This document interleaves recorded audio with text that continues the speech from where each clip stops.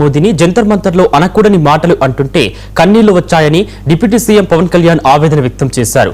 దేశం కోసం కష్టపడే వ్యక్తికి ఇదా మనం చివరికి ఇచ్చేది అని ప్రశ్నించారు. కొత్త తరానికి ఏం తెలుసు ఆయన పడ్డ కష్టమని పేర్కొన్నారు.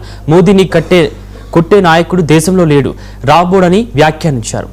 తిట్టిన వారిని పెద్ద మనసుతో క్షమించిన మోదీ గారి పాదాలకు నమస్కారమని భోగాపురంలో ఎమోషనల్ స్పీచ్ ఇచ్చారు. అలాంటి పండ్లున్న చెట్టుకి రాళ్ళేస్తారంట. కష్టపడే కుటుంబ సభ్యుడు, తండ్రి కావచ్చు, పెద్ద కొడుకు కావచ్చు, అందరూ అతని మీద పడతారు. నువ్వు ఎక్కువ కష్టపడు, ఎక్కువ తిట్లు తింటావు. అలాంటిది మనం ఎలాంటి పరిస్థితుల నుంచి వచ్చాం.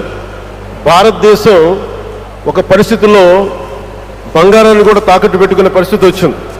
అలాంటి పరిస్థితుల నుంచి దశాబ్దం పైనుంచి మూడోసారి ప్రధానమంత్రిగా ఆయన ఈ రోజున మన దేశాన్ని నడిపిస్తూ ఉన్నారు.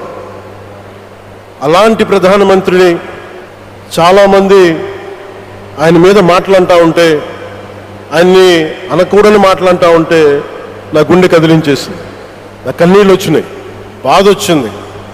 దేశం కోసం కష్టపడే వారికి ఇవా చివరికి మనం ఇచ్చేదే.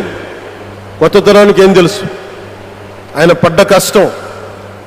ఒక్క రోజు కూడా సెలవు తీసుకోలేదు మన ప్రధానమంత్రి గారు. ఈరోజు పెట్టుబడులు వస్తున్నాయి మనకి, ఒక్కరోజు కూడా సెలవు తీసుకోలేదు. శత్రు దేశాలు, మన అభివృద్ధికి ఈర్ష్యపడే పశ్చిమ దేశాలు, వీటన్నిటినీ తట్టుకొని ఒకవైపు విదేశాల్లో ఉండే శత్రువులతో పోరాడాలి, దేశాన్ని అభివృద్ధి పదంలో తీసుకెళ్దామంటే అంతర్గత శత్రువులతో పోరాడాలి. అలాంటి వ్యక్తికి మనం ఇవ్వగలిగేది కేవలం మేమున్నాం మీ వెంట, మీ మీద మాట పడితే అది మా మీద పడ్డట్టే, అదే మనం వారికి ఇవ్వాల్సింది. నిజంగా ఆయన జంతర్ మంత్రులు అన్ని మాటలంటా ఉంటే నేను ఈ రోజున ప్రధానమంత్రి గారికి ఒకటే ఇస్తున్నాను, మిమ్మల్ని కొట్టే నాయకుడు లేడు ఈ భారతదేశంలో.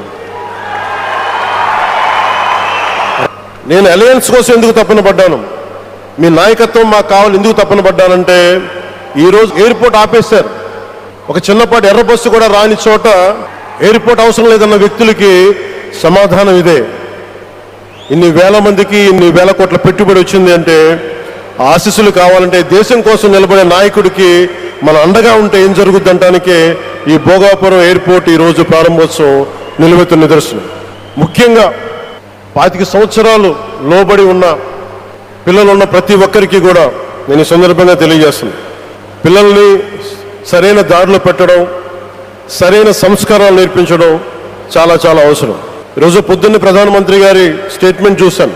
ఆయన తిట్టిన, ఎన్ని దూషించారో వారిని కూడా పెద్ద మనసుతోటి క్షమించారు ఆయన. అలాంటి ప్రధానమంత్రి గారికి మీ పాదాలకు నేను నమస్కారం తెలియజేస్తున్నాను.